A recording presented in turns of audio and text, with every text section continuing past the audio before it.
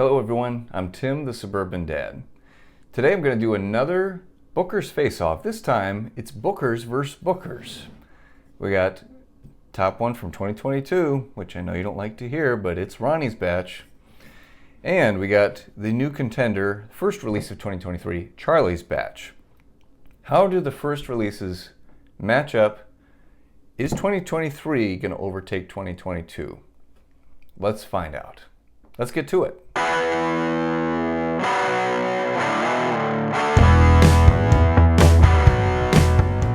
I appreciate you guys being here with me today.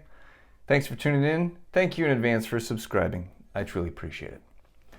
So we've got a blind tasting. My lovely assistant has helped me once again. I don't know which bottle is in which glass, of course. We got Ronnie's batch. So 2022-01.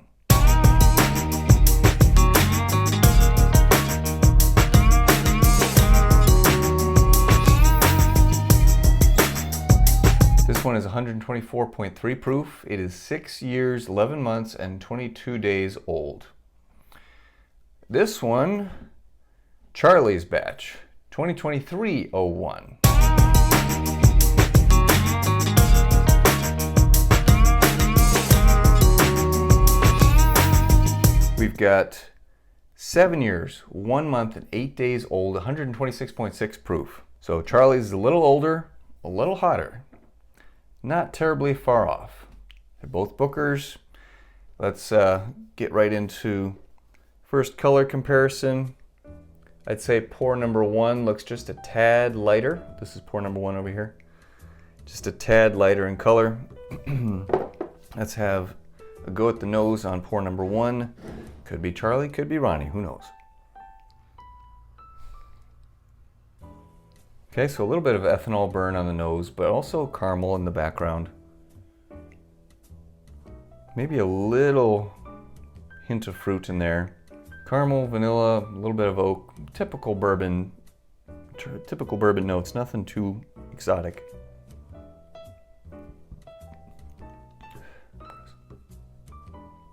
Okay, so let's have a taste.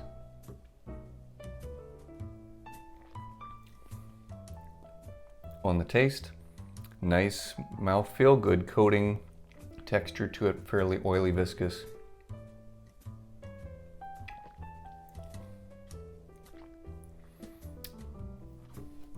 Maybe a little bit fruity on the tongue. Yeah, a little bit of brightness to it. It's a little spicy. It could be apple in there. Apple, pear, man. Starting to sound like Charlie's, but interested to see what pour two tastes like. It is very warming. It's a long finish. There's kind of a little bit of caramel, but it's way in the background. Spice and fruit up front, sweet, more like brown sugar, honey type sweet. There we go. All right, good. I like that. I like that pour overall. So far, I've liked both these bottles, so it's not like I'm gonna have a crappy pour tonight. On to pour number two, on the nose. Decent amount of ethanol on this one too. It's kind of harder to pick up any discernible notes. Let's see.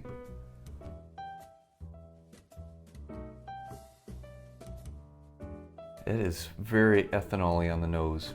I can tell that there's a good notes to it underneath. Ethanol is really hard to get through.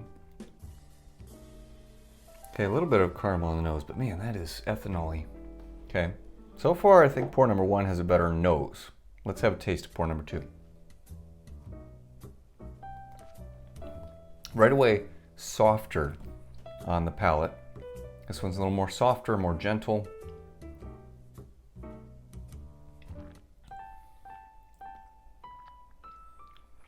Got a little bit of a weird,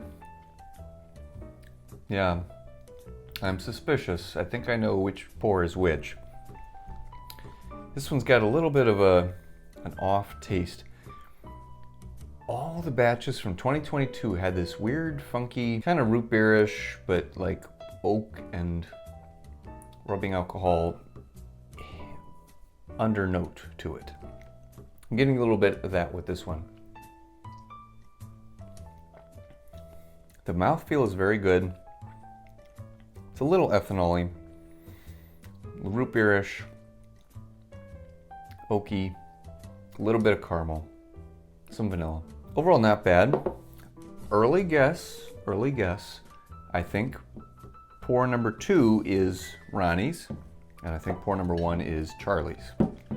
Now, for science, I'm going to add a little drop of water to each of these, just to kind of help open it up and see if that helps me determine. I'm going to try and guess for sure, definitively, which one is which one I think is which, and I'll let you know which pour I prefer. So far, pour 1 is winning. Just a little drop, a little bit. Okay, back to pour number 1 on the nose. Mellowed right out, really no ethanol notes anymore. Caramel oak, like a somewhat aged wood, not super old dried wood, but not super green either, but a lot of a wood note on the nose. Caramel, vanilla, yeah, very caramely vanilla on the nose here with the water added. On the palate, very nice, smooth on the palate. If you couldn't tell, I just don't like using the word smooth for bourbon. It's usually what people use to describe 80 proof, which of course it's going to be smooth. It's 80 proof. This is 120 some proof. Bright, light, a little fruity, spicy. Yeah, that's a good one. I think 1 is Charlie's, which by default would make 2 Ronnie's, but let's have a go at the nose and palate one more time.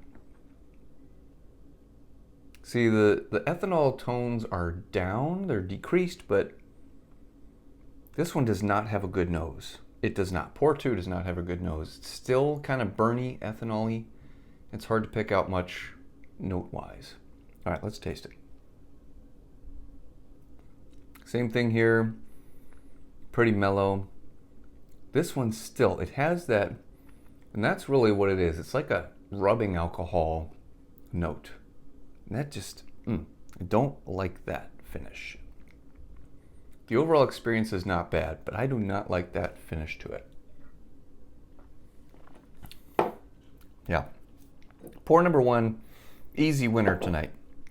For sure, definitive. Pour number 1 wins.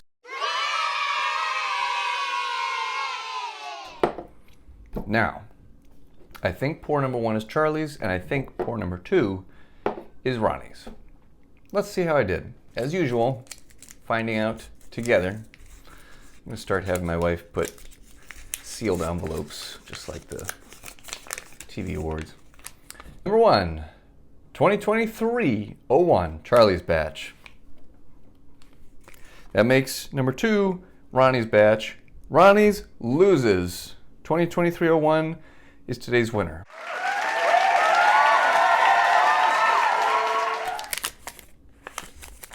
Already the first batch of 2023 is better than the best one of 2022.